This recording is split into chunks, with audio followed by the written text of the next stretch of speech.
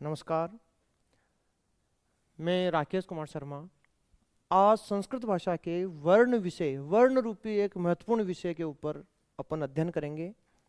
वर्ण वैसे तो सामान्य रूप से अपन सभी लोगों ने जो ही अपन ने किसी भी हिंदी या संस्कृत भाषा को सीखा है तो देवनागरी लिपि में अपन ने सबसे पहला जो अक्षर ज्ञान होता है वो वर्णों के रूप में होता है।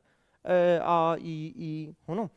तो वर्ण एक प्रतियोगिता परीक्षाओं के लिए महत्वपूर्ण विषय है। वर्ण मूल रूप से इसकी परिभाषा के लिए कहा जाता है कि भाषा की सबसे छोटी इकाई जिसके टुकड़े नहीं हो वर्ण कहलाते हैं। वर्ण जो विचार है ये मुख्य रूप से दो प्रकार के होते हैं, जिसको अपन स्वर और व्यंजन के रूप से जानते हैं। स्वर से अभिप्राय है कि वे वर्ण जिनके उच्चारण में अन्य वर्णों की सहायता नहीं ली जाती है, जैसे अ,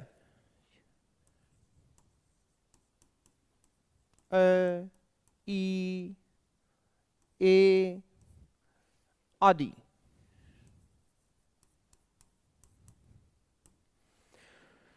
तो मूल रूप से वे वर्ण जिनके उच्चारण में अन्य वर्णों की सहायता नहीं ली जाती है स्वर कहलाते हैं। जैसे अ का उच्चारण करते समय केवल अ की ध्वनि आएगी, लेकिन अगर अपने को क का उच्चारण करना है तो क को उच्चारण करने के लिए अपने को क के साथ उच्चारण के लिए अ की ध्वनि भी आएगी। व्यंजन का अगर अपने को उच्चारण करना है तो व्यंजन के उच्चारण में स्वरों की सहायता ली ही जाती है। ऐसा कोई व्यंजन नहीं है जो बिना स्वरों की सहायता के उच्चारित सहायता के लिए है ना। तो स्वर और व्यंजन मूल रूप से वर्ण के दो प्रकार माने गए हैं। अपन बात करते हैं स्वर की। स्वर मूल रूप से ह्रस्व, दीर्घ और प्लुत के रूप से तीन प्रकार के माने गए हैं। अपन बात कर रहे हैं माहेश्वर सूत्र या संस्कृत व्याकरण के अनुसार। तो जो ह्रस्व स्वर हैं अ का जो दीर्घ रूप होता है वो होता है आ, और इसका जो प्लुत रूप होता है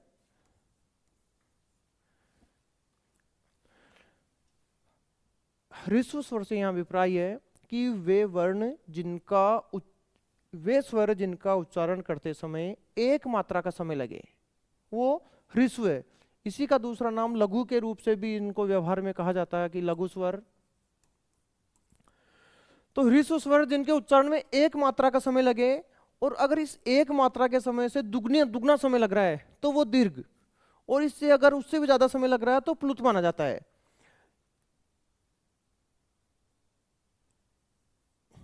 ई, उ, री, ओ, री, ये 5 ह्रस्व या लघु स्वर माने जाते हैं। संस्कृत भाषा में 5 लघु स्वर हैं ए, ई, उ, री, ओ, री। इन्हीं का जो दीर्घ रूप होता है जिसके उच्चारण में 2 मात्राओं का समय लगता है उनको दीर्घ कहते हैं। अब यहां ध्यान देने योग्य बात है कि जो री वर्ण है इसका दीर्घ रूप नहीं होता है। इसी का प्लुत रूप उ, री, री। अब इसके अलावा जो दीर्घ रूप बनता है ए, ओ, आई और औ, और इन्हीं का प्लुत रूप भी पाया जाता है।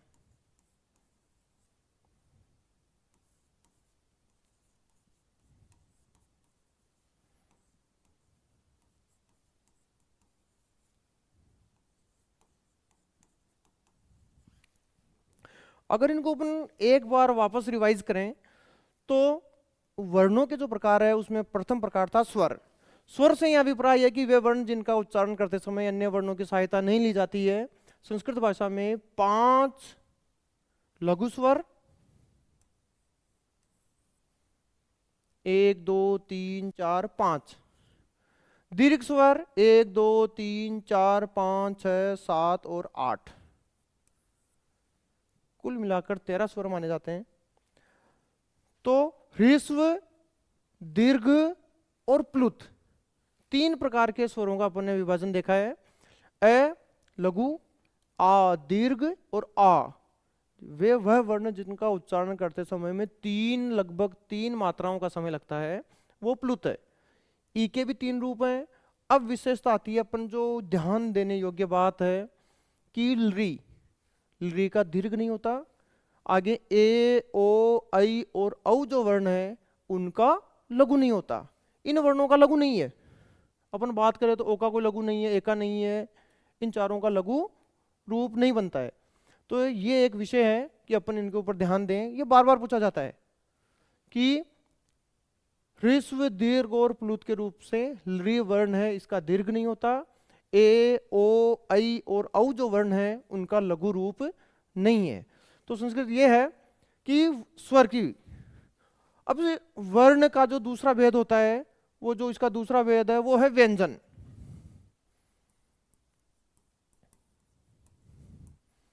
व्यंजन अपन ने शुरू से ही पढ़ते हुए आ रहे हैं कि क,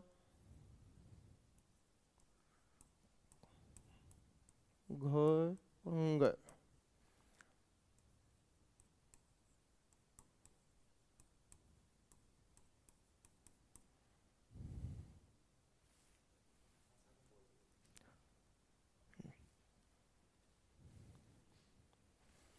ट, ठ, ड, ढ, न, त, थ, द, ध, न, प, फ, ब, भ और म। सबसे पहले इन 25 को देखें। ये जो 5 वर्णों के जो 5 समूह है, ये जो है अगर अपन जैसे अपना कोई परिवार होता है, अपने जो परिवार का जो नाम होता है वो अपना जो पूर्व पुरुष होता है उसके आधार पर होता है। जैसे अपने परिवार में दादाजी हैं तो दादाजी के नाम से उस परिवार का नाम चलता है, पिताजी है तो पिताजी के नाम से। तो ये जो पहली लाइन रूपी परिवार है इसका प्रारंभ होता है कैसे, तो इसको अपन कहते हैं क वर्ग। और इसी को अपन कु के रूप से भी व्यवहार में लिया जाता है, कु। दूसरा जो लाइन है 5 वर्णों का जो समूह है इसको अपन कहेंगे च वर्ग, और इसको शॉर्ट रूप से चू इस रूप से भी अपन व्यवहार में लाएंगे। तीसरा जो समूह है ये ट वर्ग, इसको टू, त वर्ग तू और पू। इनका व्याकरण में बहुत उपयोग है। ये जो वर्ण है इनको अपन कहते हैं स्पर्श वर्ण।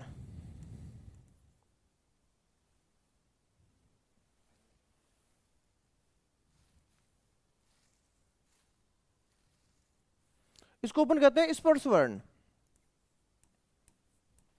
स्पर्श वर्ण के अंदर क से लेकर म तक जो 25 वर्णों का समूह है इनको अपन स्पर्श वर्ण के रूप में जानते हैं। अब अपन देखें तो ये 5 वर्णों का जो समूह है, अगर आप इनकी कल्पना करें, अगर अपन इनको देखें तो हर लाइन में आपको एक विशेषता मिलेगी।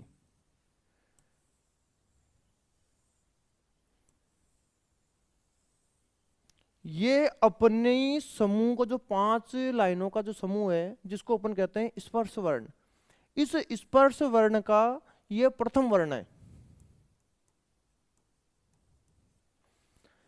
क वाला जो है क वर्ग या कु का प्रथम वर्ण क, चू का प्रथम वर्ण च, टू का प्रथम वर्ण ट, तू का त और पू का प, प्रथम वर्ण। इन स्पर्श वर्णों का प्रथम वर्ण ये हो गया द्वितीय वर्ण, द्वितीय समूह। ये इस स्पर्श वर्णों का तृतीय वर्ण, ये हो गया इसका चतुर्थ वर्ण, और ये हो गया इसका पंचम वर्ण।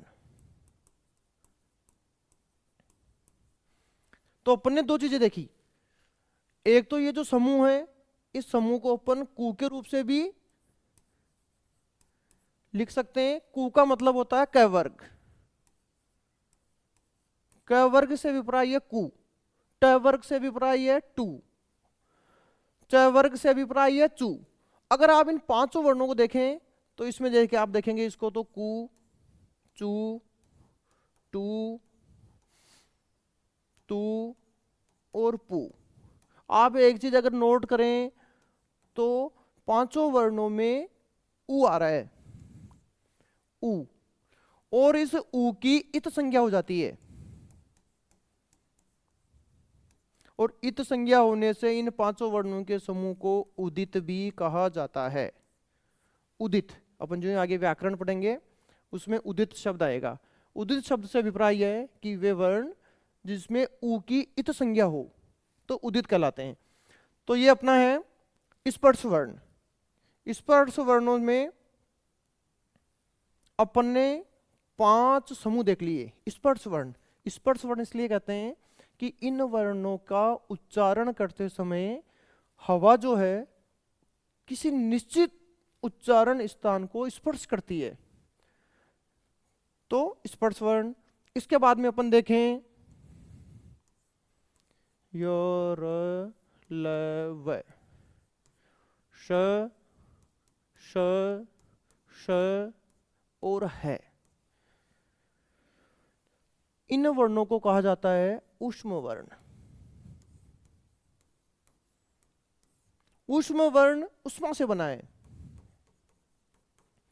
कहने का तात्पर्य यह है कि श, श, स और है का उच्चारण करते समय अपनी नाभि स्थान पर ज्यादा प्रेशर पड़ता है, जोर पड़ता है, ज्यादा हवा बाहर आती है, उष्मा बाहर आती है। क्योंकि अपन सभी क्या है, मानव देह एक जठराग्नि है अपने शरीर में, और उस जठराग्नि से उष्मा है, और अगर गर्म हवा बाहर आएगी शरीर की उष्मा बाहर आती है, उष्मा का अत्यधिक उपयोग होता है, इसलिए इन वर्णों को अपन उष्म वर्ण कहते हैं। अगर आप तुलना करेंगे, अगर आपने को क का उच्चारण करना है क, और एक अगर अपन अपने को है का उच्चारण करना है क है, तो है के ऊपर ज्यादा जोर आएगा, ज्यादा हवा बाहर आएगी, और ज्यादा हवा का मतलब है ज्यादा उष्मा बाहर आएगी, इसलिए उनको कहते हैं ऊष्म वर्ण।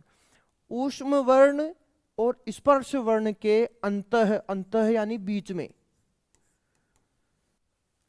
स्थित वर्णों को अंतस्थ वर्ण कहते हैं।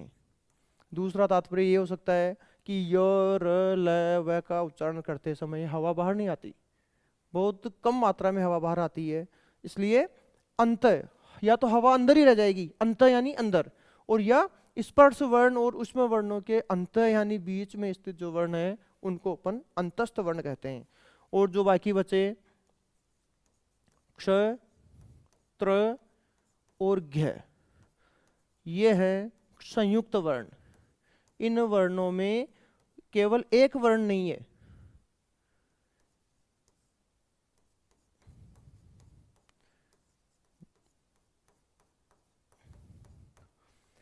ये 2 या अधिक वर्णों के समूह से निर्मित है, संयुक्त है, मिले हुए हैं, इसलिए इन वर्णों को अपन कहते हैं संयुक्त वर्ण। तो ये मूल रूप से अपन ने आज तक जो भी वर्णमाला पढ़ी है उसका मूल रूप है कि प्रथम वर्ण, द्वितीय वर्ण, तृतीय वर्ण, चतुर्थ वर्ण, पंचम वर्ण, स्पर्श, अंतस्थ, ऊष्म और संयुक्त वर्ण। तो देवनागरी लिपि में संस्कृत भाषा में इन वर्णों का बहुत महत्व है। अपनी जो संस्कृत भाषा है, पाणिनि के माहेश्वर सूत्र हैं, वो सब कुछ इसके ऊपर ही है। अपनी संस्कृत भाषा रूपी नींव का मूल आधार वर्ण है। तो वर्ण मुख्य रूप से दो प्रकार के होते हैं, स्वर, व्यंजन। स्वर के फिर दो भेद हो गए, ह्रस्व, दीर्घ, और तीसरा भेद हो गया प्लुत।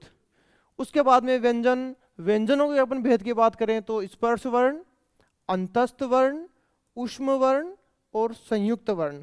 इस प्रकार हिंदी और संस्कृत भाषा में वर्ण प्रमुख रूप से ये हैं। तो वर्णमाला में इस आधार पर अपन बात करें तो जो स्पर्श वर्ण है, स्पर्श वर्ण एक बार अपन देखें तो क से लेकर म तक जो वर्ण है उनको स्पर्श वर्ण कहा गया है।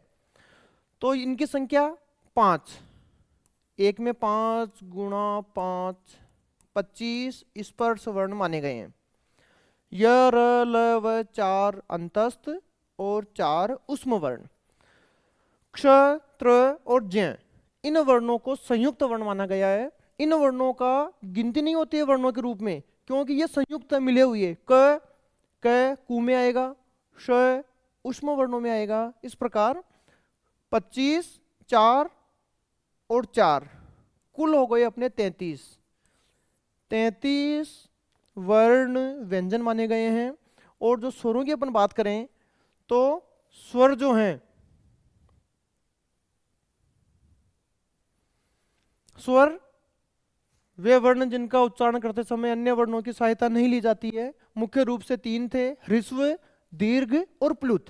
ह्रस्व स्वर 5, अ ई उ और री री, ये 5 अपने ह्रस्व स्वर हो गए। दीर्घ 8 और प्लुत स्वर 8 या 9 माने जाते हैं, क्योंकि री को दीर्घ नहीं होता है, इसलिए ये 8 हो गए। और री प्लुत में माना जाता है। कहीं कहीं स्थान पर इसका री को प्लुत के रूप में उल्लेख नहीं होता है। उस उल्लेख नहीं होने के कारण ये 8 या 9 का वर्णन अपने को प्लुत रूप से प्राप्त होता है। अब जो सबसे ज्यादा जो जरूरी चीज है, पाणिनीय शिक्षा। पाणिनीय शिक्षा में वर्ण 63 या 64 माने गए हैं। वो किस प्रकार होते हैं अपन एक बार उसको देखते हैं। देखिए 63 या 64। अभी अपन ने स्वर पढ़े, स्वर 5, ह्रस्व स्वर, दीर्घ स्वर 8 और प्लुत 8 या 9। अगर अपन इनकी संख्या देखें तो 21 या 22 स्वर। पाणिनीय शिक्षा के अनुसार स्वरों की संख्या 21 या 22 होगी। इसमें एक संख्या का जो कारण है, री को प्लुत विकल्प से माना जा रहा है। कहीं पर इसको प्लुत माना जाता है, कहीं पर नहीं माना जाता। तो 21। व्यंजन, व्यंजन में 25 स्पर्श वर्ण अपन ने पढ़े थे, 4 अंतस्थ और 4 ऊष्म वर्ण। अंतस्थ का मतलब होता है य र ल व श श क्ष और है ऊष्म वर्ण। ऐसे करके इनकी संख्या पूरी होती है 33। उसके अलावा पाणिनीय शिक्षा में अयोगवा है। अयोगवा संस्कृत भाषा में 4 प्रकार के हैं। एक अनुस्वार, जिसका अपन उल्लेख करते हैं इस प्रकार। विसर्ग, जिह्वामूल और उपध्मानीय, इन 4 अयोगवाह के रूप में माना जाता है। उसके अलावा 4 यम है।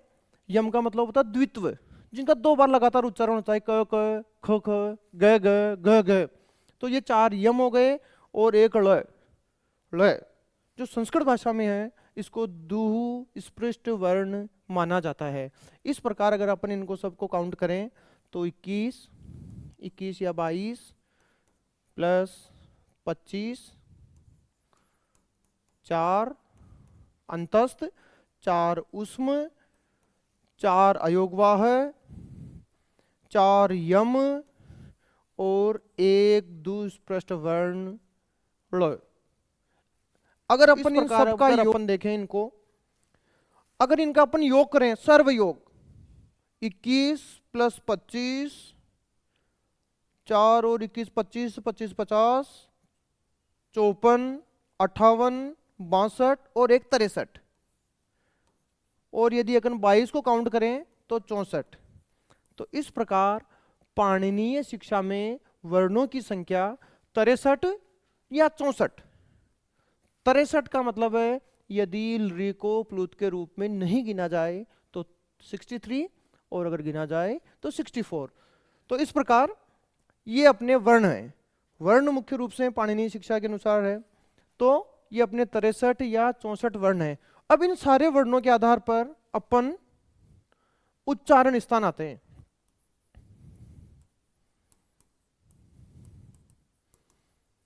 उच्चारण स्थान, उच्चारण स्थान का अपन अगर देखें तो जो मानवीय जो दृष्टि है, एक काल्पनिक माने अपन कि ये एक मनुष्य का आंतरिक भाग है ना। सबसे अपन अब बात करें तो ये है कंठ। कंठ, अब ये कंठ कहां माना जाए? जैसे अपन ने बोला क, ख,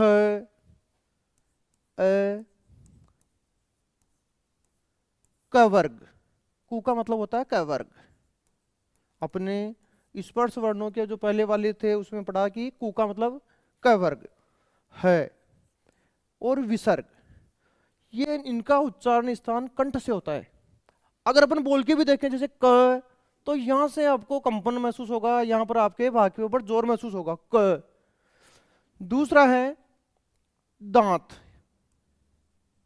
दंत, ओष्ठ।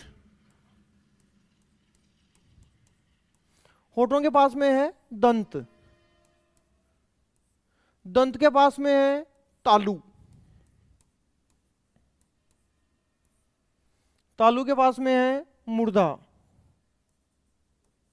और ये अपनी नासिका।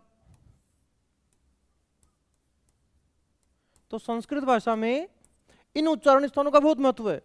अब सबसे बड़ा जो सवाल आता है कि वो आता है कि ये तालु कहां पर है, दंत कहां पर है ना, मूर्धा कहां पर है।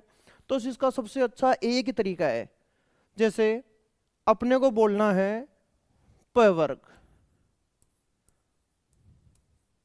प वर्ग को अपन पू के रूप से भी व्यवहार में ले सकते हैं। प वर्ग का उच्चारण जैसे प, फ, ब, भ और म, इन 5 वर्णों का उच्चारण करते समय आपको ओष्ठ या होठों की सहायता लेनी ही पड़ेगी। बिना होठों को हिलाए या बिना होठों का उपयोग किए अपन प वर्ग का उच्चारण कर ही नहीं सकते।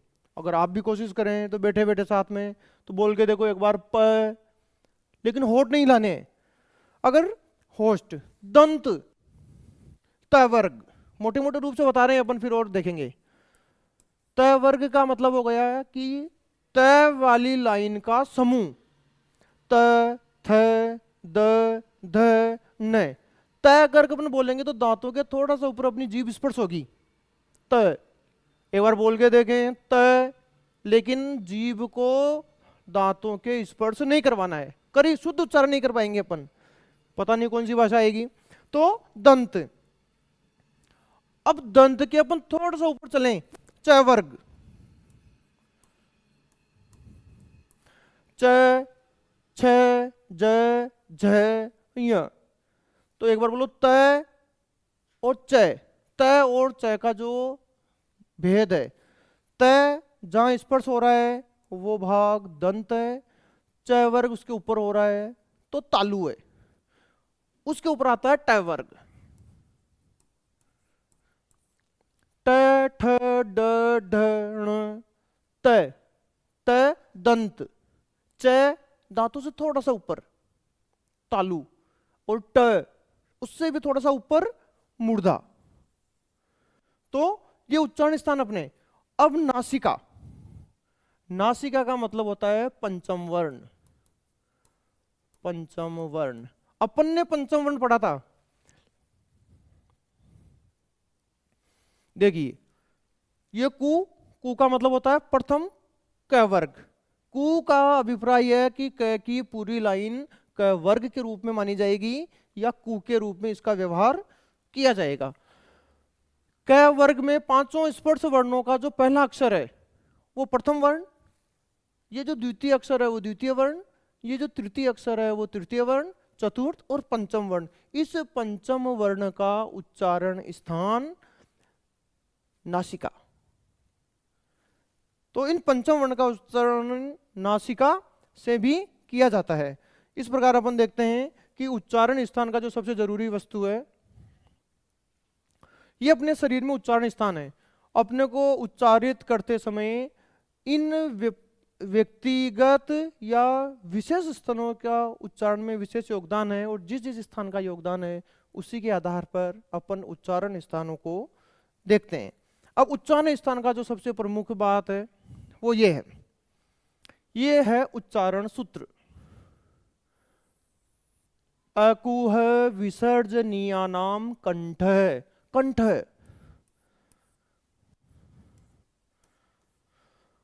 कंठ अपन ने देखा कि कंठ, कंठ का मतलब है ये स्थान अ कु है और विसर्ग।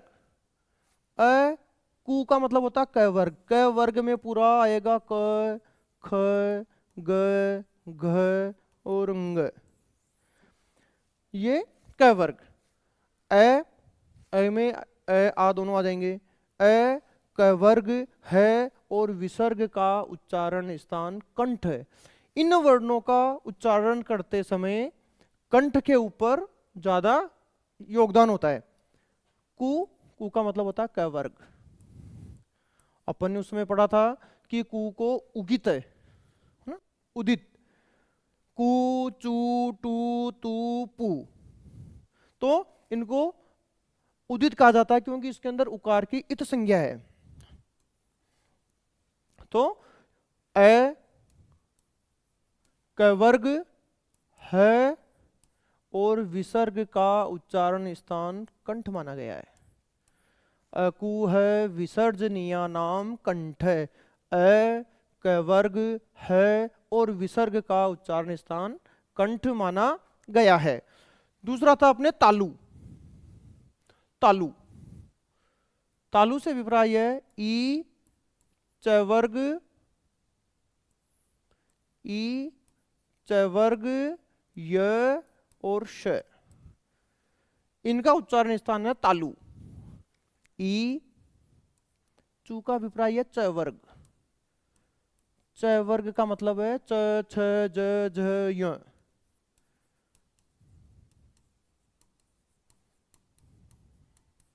य और श,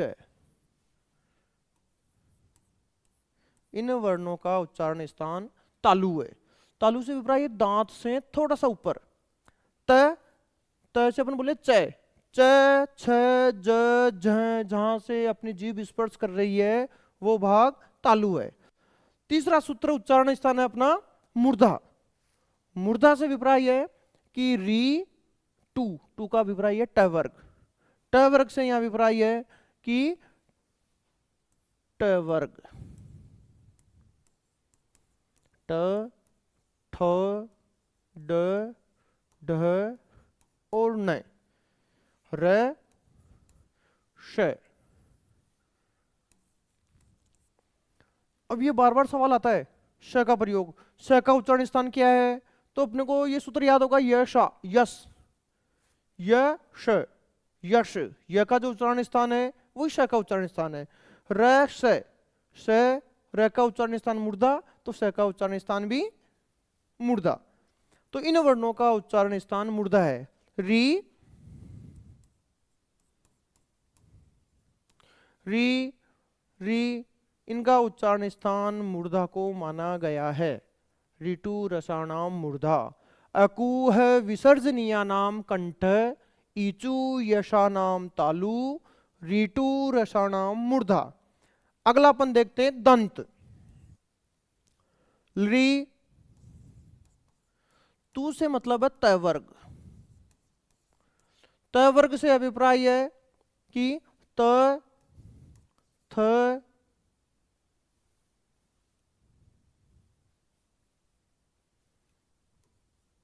त, थ, द, ध, न, ल। ध्यान देने योग्य बात है ल और री दोनों का उच्चारण स्थान दंत है, और ये अपना स। तीन स आ गए अपने। तालव्य सकार, इसको अपन तालव्य सकार कहते हैं क्योंकि इसका उच्चारण स्थान तालु है। इसको अपन मूर्धन्य सकार कहते हैं क्योंकि इसका उच्चारण स्थान मूर्धा है। और इसको अपन दंत्य सकार कहते हैं क्योंकि इस का उच्चारण स्थान क्या है, दंत। तो ऋतु लसानाम दंता, इन सारे वर्णों का उच्चारण स्थान दांत है। ओष्ठ, उ प वर्ग, प फ ब भ म, और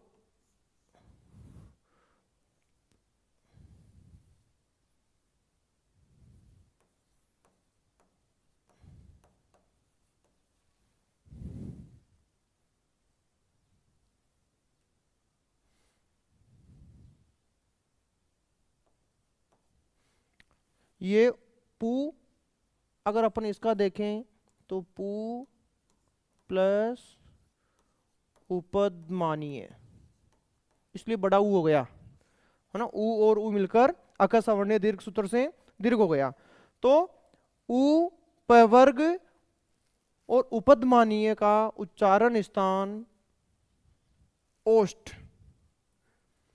अगर बिना होठों की सहायता के इन वर्णों का उच्चारण नहीं किया जा सकता तो ये अपने मूल रूप से मुख्य मुख्य।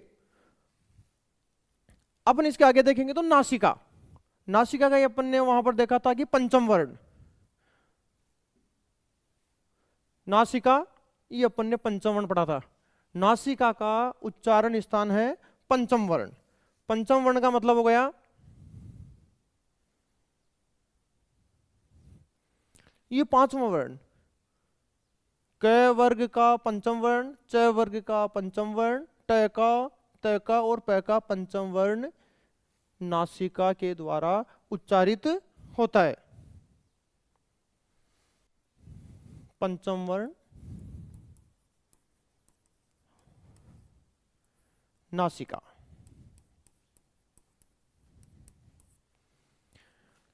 अब आता है अपने पास कंठ ओष्ठ। अगर अपन देखें दो वर्ण है, ए प्लस उ बराबर ओ। ए का उच्चारण स्थान कंठ और उ का उच्चारण स्थान ओष्ठ।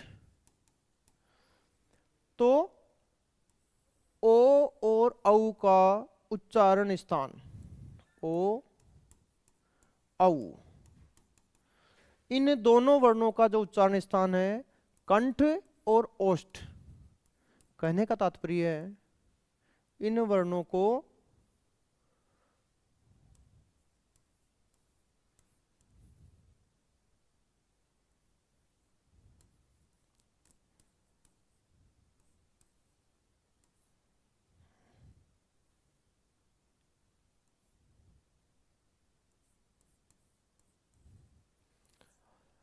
इन ए का उच्चारण स्थान कंठ, उ का उच्चारण स्थान ओष्ठ।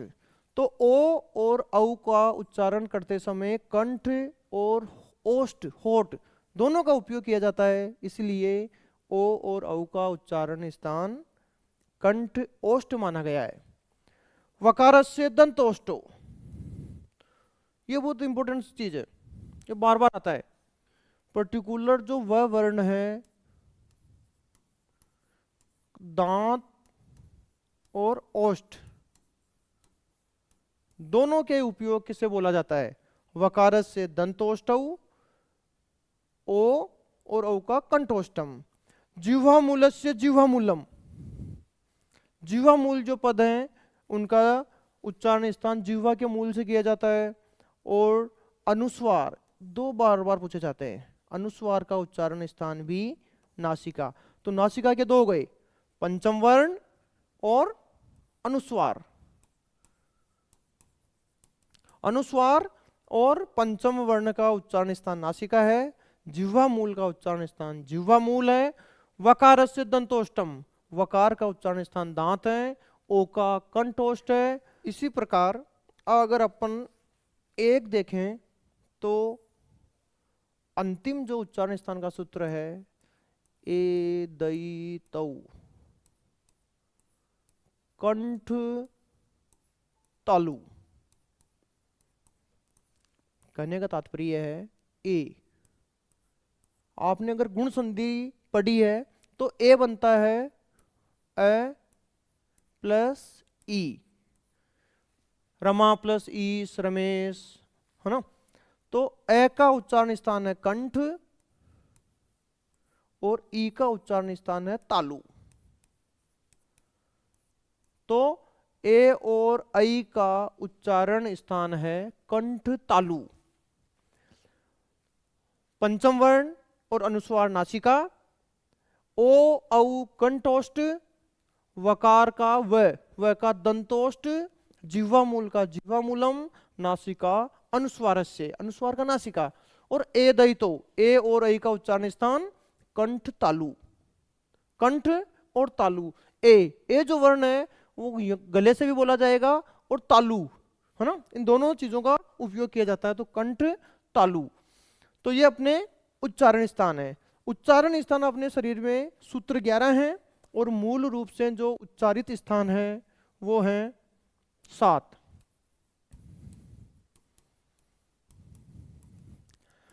उच्चारण स्थान 7 माने गए हैं। इन 7 उच्चारण स्थानों के आधार पर अपने को 11 सूत्र हैं, 11 स्थान, 11 सूत्रों के आधार के ऊपर ये 7 उच्चारण स्थानों का उपयोग किया जाता है। तो ये उच्चारण स्थान अपने हैं। अब इसी के आधार पर अपन कुछ प्रश्न हैं, उन प्रश्नों को देखते हैं जिससे अपन आगामी पुनरावृत्ति कुछ कर पाए। पहला, स्वराः कति, स्वर कितने हैं? अगर अपने देखा कि अपने स्वरों के जो भेद पढ़े, स्वर 3 प्रकार के पढ़े अपन ने, ह्रस्व, दीर्घ। तो अ, ई, उ, री, ओल री। दीर्घ में आ, ई, उ, री, ए, ऐ, ओ और औ। तो इस आधार के ऊपर अपन देखें तो 5 लघु और इसके बाद में ए, ऐ, ओ, औ, 5 और 4 9, ये इनका दीर्घ रूप है। तीसरा प्लुत। तो अपन देखते हैं कि अगर माहेश्वर सूत्र अपन ने पढ़ा तो अ, ई, उण, री, लीक, ए, ओंग, आई, औच। 1 2 3 4 5 6 7 8 और 9, माहेश्वर सूत्रों के आधार पर स्वरों की भेद हो गए 9। तो ये माहेश्वर सूत्रों के अनुसार स्वर 9 प्रकार के होते हैं। संस्कृत भाषायाम स्वराः सन्ति, ये जो ऑप्शन दिए गए हैं इनमें से अपने को स्वरों का पता लगाना है कि इनमें से कौन से प्रकार में शुद्ध स्वर हैं बिना व्यंजन के। जैसे ये अंतस्थ हैं और अंतस्थ एक व्यंजन का ही प्रकार है, इसलिए ये स्वर नहीं है। ये अपने श श श हैं, ये ऊष्म वर्ण आ गए और ऊष्म वर्ण भी एक व्यंजन का प्रकार है। ये अपने अ, ई, उ, री, ये स्वर हैं और ये अपने पंचम वर्ण आ गए। तो अपने को स्वर का प्रकार भेद करना है। तो स्वर संस्कृत भाषा में इस प्रश्न में स नंबर के ऊपर जो है केवल स्वरों का उल्लेख किया गया है। अगला अपन देखें तो अचः भवन्ति, अच, माहेश्वर सूत्र में अच जो है महर्षि पाणिनि ने जो 14 सूत्र दिए हैं अपने को, अ, ई, उण, री, ऋक, ए, ओंग, आई, औ, ह, य, व, र, ट, लण यमंगणनम जभें गड़दस जब गड़दस। अपन बात कर रहे हैं अच की। अच प्रत्याहार, अच प्रत्याहार का अभिप्राय अ से शुरू करके च तक। अच प्रत्याहार में नीचे व्यंजन ऊपर स्वर, पूरे के पूरे स्वर आते हैं। तो अच स्वर, अच का अभिप्राय है अ से शुरू करना है च तक। आदिर अंत्यन संहिता सूत्र से अ आदिम और इत संज्ञक च तक जो आते हैं अपनी संस्कृत भाषा के पूरे स्वर आते हैं। तो इस आधार पर ये हो गए। पाणिनि शिक्षा में वर्णों की संख्या अभी अभी अपन ने पढ़ी है कि पाणिनि शिक्षा के अंदर वर्णों की संख्या 63 या 64। अगर आप ली 63 कब होगी? ली को प्लुत न मानने पर, और अगर प्लुत मानने पर 64। तो ली को अगर अपन प्लुत माने तो 64, अगर प्लुत नहीं माने तो फिर इसकी संख्या हो गई। माहेश्वर सूत्रानुसारम अंतस्थ वर्णों का क्रम बहुत जरूरी चीज है। इन दोनों में आप देखेंगे तो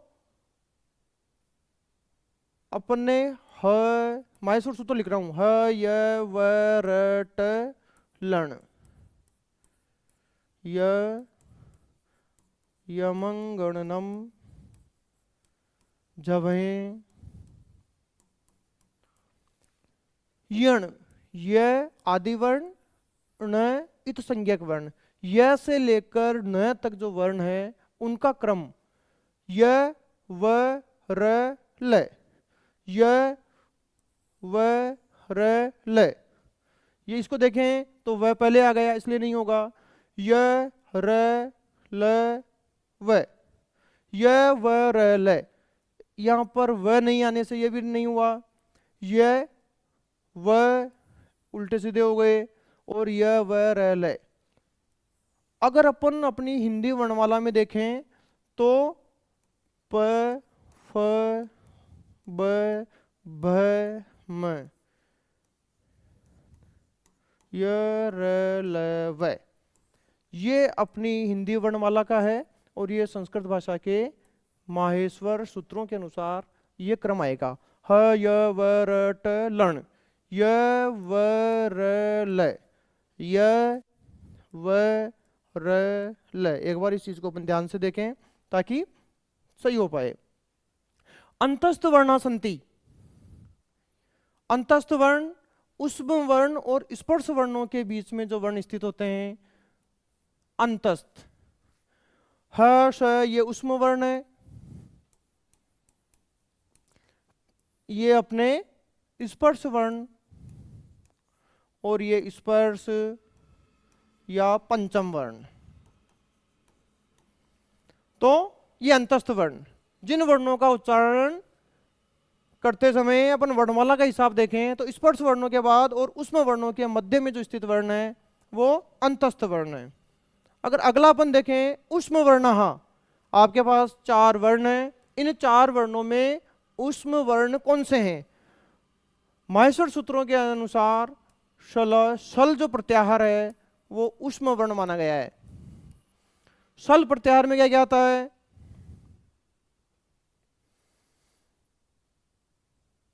पंचम वर्ण श, श, श, श, स, र और हल। 13वां सूत्र और 14वां सूत्र। माहेश्वर जो सूत्रों के अंदर 13वां क्रम और 14वें क्रम के आधार पर श, श, श और है, इन वर्णों को उष्म वर्ण माना गया है। उष्म इन चारों में र अंतस्थ है, प स्पर्श वर्ण है, व अंतस्थ है, और ये जो अपना है वर्ण है ये होने से अपने को उष्म वर्ण हो गए। अगला अगर अपन प्रश्न देखें, उष्म वर्णानाम क्रम है कह। उष्म वर्णों का क्रम यही है, श, श, श और है। इस आधार के ऊपर ऊष्म वर्ण।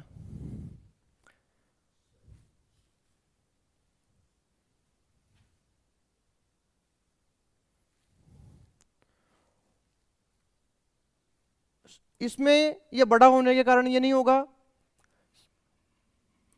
ऊष्म वर्ण श, इसमें स तालव्य सकार, मूर्धन्य सकार,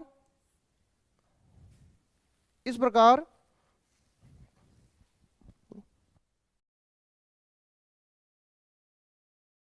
तो एक बार इसको अपन वापस देखें। मानवीय प्रवृत्ति है। ऊष्म वर्णों का जो प्रकार है शल प्रत्याहार, श श शर और हल, ये मूल क्रम है। 3 श हैं अपने पास और एक है। स से शुरू होगा, है वैसे भी नहीं है क्योंकि ये 14वां सूत्र है। अब दंत्य सकार, मूर्धन्य सकार और तालव्य सकार श, ये होगा। ये अपने ऊष्म वर्णों का क्रम है। आगे अपन देखें अ स्वर का उच्चारण स्थान। अपन ने एक सूत्र पढ़ा था, अकुह विसर्जनीयानाम कंठ है। अ का उच्चारण स्थान क्या है? कंठ। ये अपना कंठ हो गया। दंत इचु, इचु यसा नाम तालु, ऋतु लसा नाम दंता। तो इस प्रकार अकुह विसर्जनीय नाम कंठ है वर्ण का उच्चारण स्थान। सूत्र वही आएगा, अकुह विसर्जनीय नाम कंठ है। अकुह और विसर्ग का उच्चारण स्थान होता है कंठ। तो ये कंठ हो गया। अगला अगर हम सूत्र देखें, घ, वही अकुह क वर्ग। क वर्ग में क, ख, ग और घ, इन वर्णों का उच्चारण स्थान माना गया है कंठ। अकुह विसर्जनीय नाम कंठ है। घ क वर्ग का एक रूप है, इस वजह से इसमें कंठ उच्चारण स्थान से उच्चारित होता है। च वर्ग, च वर्ग में अपन देखा था ई, चू, य, शानाम, तालु। च वर्ग, च वर्ग का उच्चारण स्थान तालु। तालु दांत से थोड़ा सा ऊपर, जैसे अपने बोले उच्चारण किया त, त दंत च, तालु दांत से थोड़ा सा ऊपर, तालु। हाथ से वैसे भी कुछ बोला नहीं जाता। मुख और दंत, मुख उच्चारण स्थान नहीं है। मुख के अंदर बहुत सारे स्थान है जो उच्चारित है, जैसे दंत है, तालु है, मूर्धा, कंठ आदि। दंत। अगला जय, जय च, छ, ज, झ और य। जय आता है अपने च वर्ग में, और च वर्ग का उच्चारण स्थान है ईचु यशानाम च वर्ग। ईचु यशानाम तालु, तो इसका उच्चारण स्थान हो गया तालु। जय च वर्ग का एक वर्ण है। च वर्ग को अपन चू के रूप से भी लिख सकते हैं क्योंकि ये उदित है, तो इसका उच्चारण स्थान हो गया तालु। ये अंतस्थ वर्ण है, ईचु यशानाम ये, ईचु यशानाम तालु। यह का उच्चारण स्थान हो गया तालु। यह वर्ण ईचु यशानाम तालु। ऋतु रसानाम कंठ, कंठ का होता है अकुह विसर्जनीय नाम कंठ है। ए दयितो कंठ तालु। जीवामूलीय से जीवामूलम और ऋतु रसाणाम मूर्धा। ऋतु रसाणाम मूर्धा। री टू का मतलब होता है ट वर्ग। र और श इन वर्णों का उच्चारण स्थान मूर्धा है। री, अभी अपन ने पढ़ा था कि ऋतु रसानाम मूर्धा, री इस वर्ण का उच्चारण स्थान मूर्धा।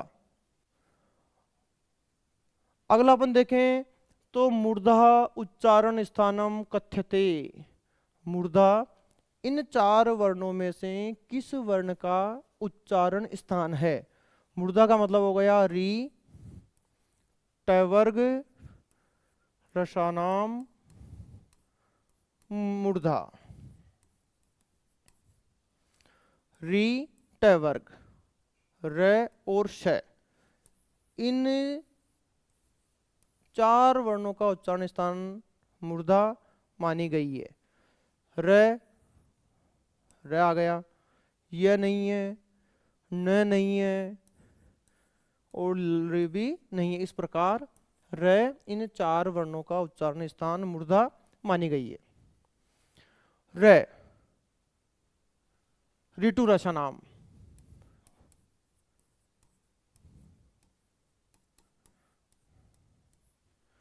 र का उच्चारण स्थान मूर्धा। अगला अपन देखें श, ऋतु र श, वापस वही। ये सारे के सारे प्रश्न पूर्ववर्ती परीक्षाओं में आए हुए हैं।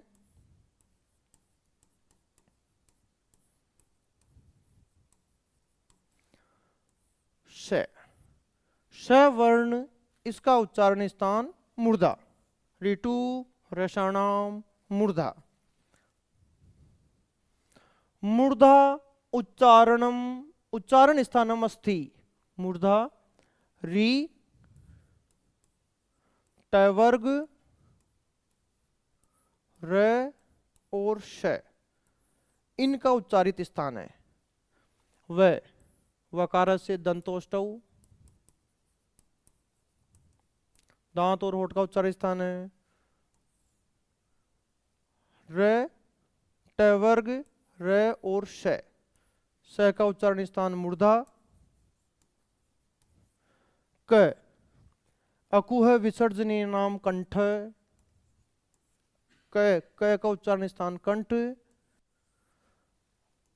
ओष्ठ, उपपदमानीय नाम ओष्ठ है। तो अपना मूर्धा उच्चारण स्थान श का हो गया।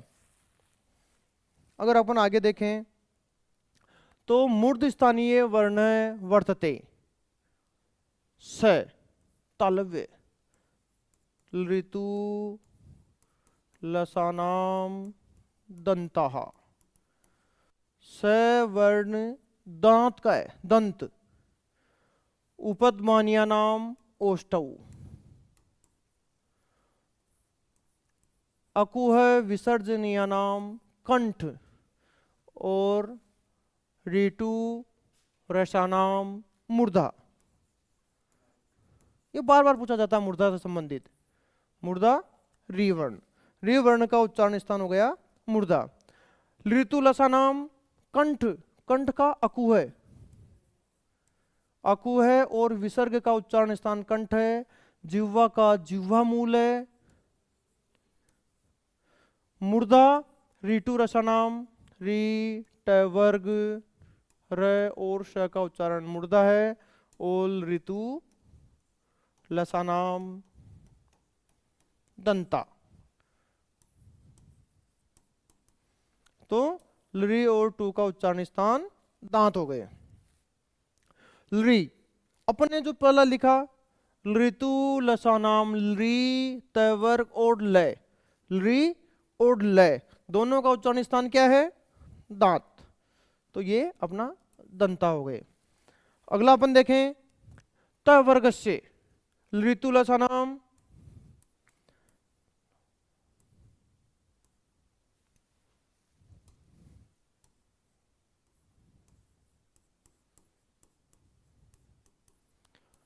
ऋतु लसानाम दंताः।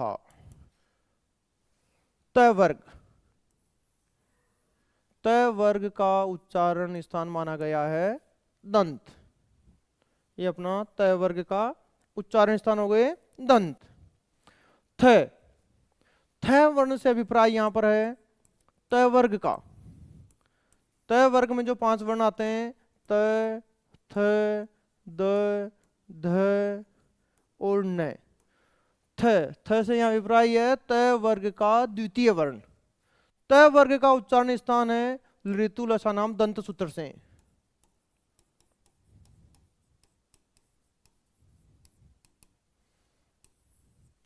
दंत, त थ का उच्चारण स्थान दंत हो गया। ए को अपन देखें तो गुण संधि में इसका जो रूप बनता है ए प्लस ई बराबर ए, है ना। महा प्लस ईस महेश, रमा प्लस ईस रमेश, है ना।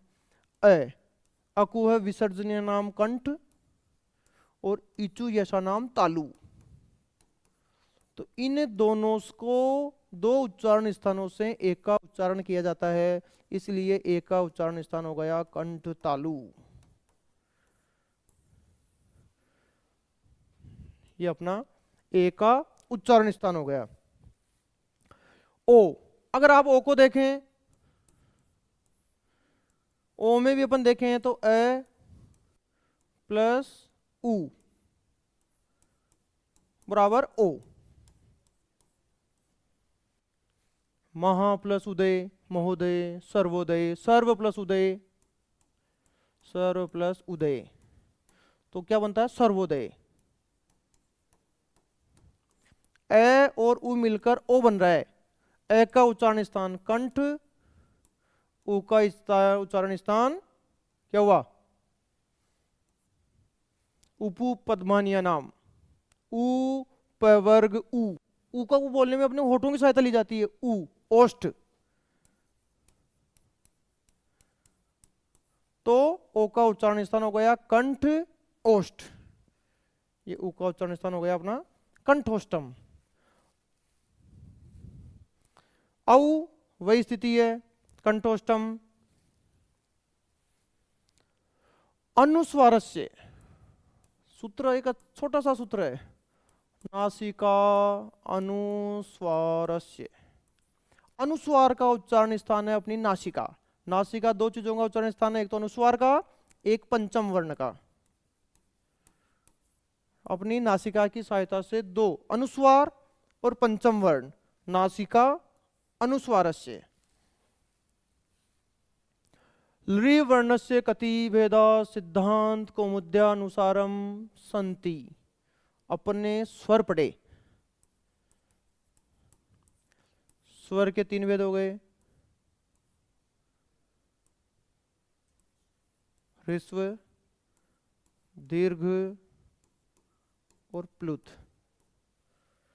ह्रस्व, दीर्घ, प्लुत, इसके अंदर जो लृ आया दीर्घ रूप नहीं है और प्लुत इसके अंदर माना गया है। तो इसके अपन देखें तो इसके फिर 3 भेद होते हैं, तो 3 6, 6 और 6 12, एक स्वर के 18 भेद होते हैं जो अपन अगले अध्याय में पढ़ेंगे। लेकिन इसमें 6 भेद दीर्घ नहीं होने के कारण 12, इसके 12 भेद माने गए हैं। तो ये जो अपना मूल है कि लृ के भेद 12, तो कई स्वरों के 18 भेद होंगे और जिसका एक नहीं होता, जैसे ए है, ए वर्ण का ह्रस्व नहीं होता तो वो 6 के हिसाब से कम हो जाएंगे। तो इस प्रकार ये अपना उच्चारण स्थान है। एक बार इनका अपन अध्ययन करें ताकि और बार बार पढ़ें।